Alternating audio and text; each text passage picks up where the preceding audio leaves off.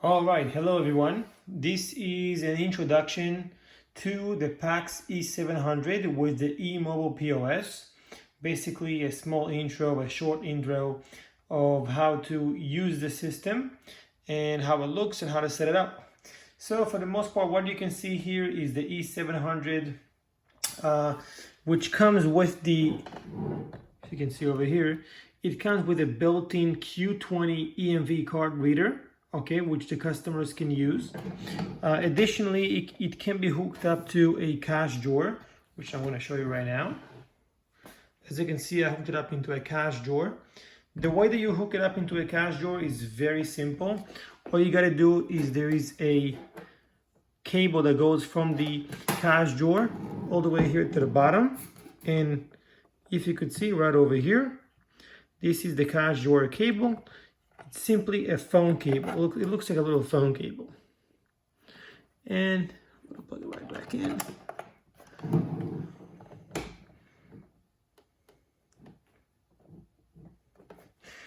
All right, so you got the new system. Usually when you get it, you're gonna be on this screen over here. You're gonna click on the eMobilePOS, okay? And to start, if you'd like to check in, you can click on Shift, and you can put the clerk's code. And when you put it in, you can open up a shift. As you can see over here, you can enter how much money you have in the cash drawer. So for example, I'm going to enter that I have here $6 in the cash drawer. And if I click on open cash drawer, it's going to open the cash drawer over here. And I can also open the shift. When I open the shift, it's also going to open the cash drawer. Okay. Oops. All right. So right now we opened up a shift. Now you don't have to open up a shift in order to start a check, but it is recommended that you do. That way every clerk has their own account, and you know how much money should be in the cash drawer. Okay. So we'll start a check, and right over here we can see a customer that is a quick service retailer. And if you click on bowls, you can see the items. So we can click on Atlantic bowl, and let's say we want an acai, and we want to have a large one, okay? And we click on done. So right now, as you can see, we have one item that has one flavor on it with a modifier for a big or a grande size. Additionally, that same customer would like to get a bottle of water, okay? And all you gotta do if you're ready to check out is click on checkout.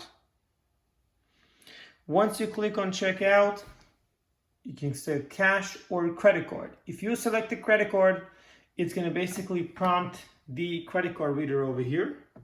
And I can show you exactly how it looks. And you can basically just click on process. And as soon as we did that, the cash drawer is basically going to prompt the card holder to enter their card. Okay? For our purposes, we're going to go with a cash transaction. So I cancel that. And I'm going to click on cash. Once I click on cash, I can put in the amount exact. I can also put it, the customer give me $30.65, so I owe the customer $20, okay? And as soon as I'm gonna click on process, what's gonna happen, I'm gonna just take it back a little bit. The cash drawer is opening up. And not only that, but also it says confirm that you gave the right change. So you can click on okay. And do you wanna print the receipt? Yes, I do. And it's gonna print the receipt right over here. All right.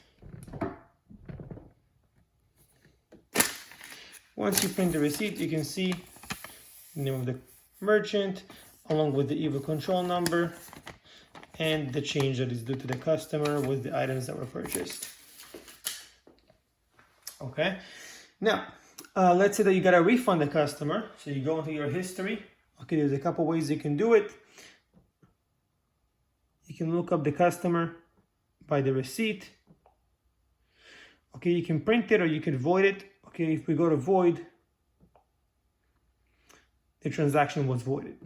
Okay, if the transaction was voided, you'll need to open up the register to give them the money back. You can also do it with a regular refund. If you go into sales, you can do a return.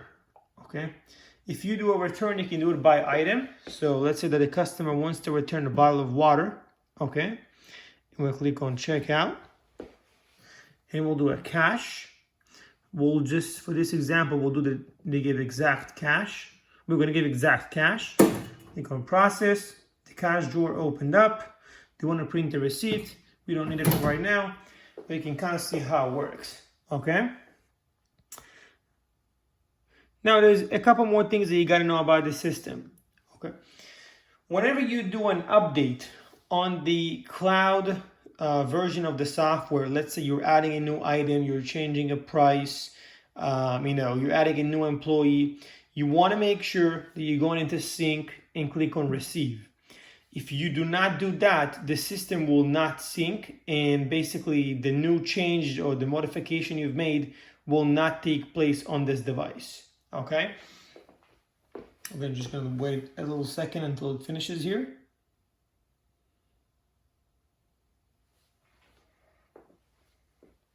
All right, another feature that's very important here to know is the clock in, clock out.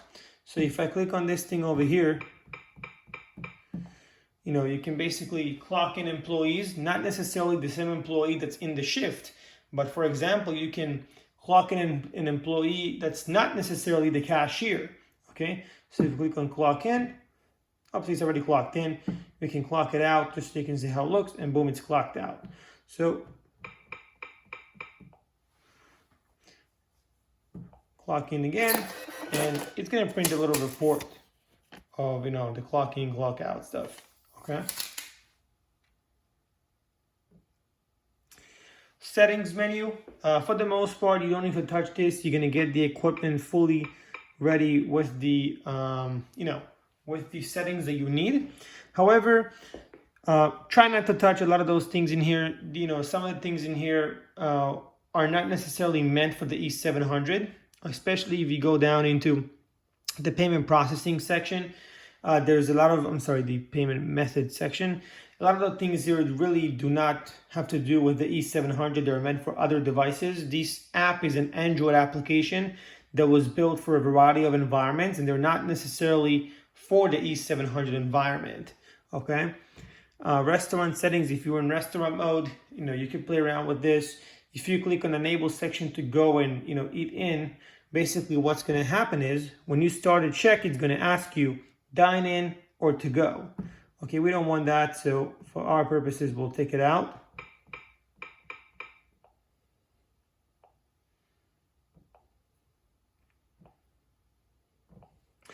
Going back here to the history, okay, into the reports.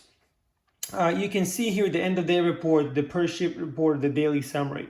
Okay, if we click on end of day, you can see what we did over here. You could also print it. Now, don't forget that these reports are synced in real time to the cloud server, so you do not need to be on the device to actually see this report.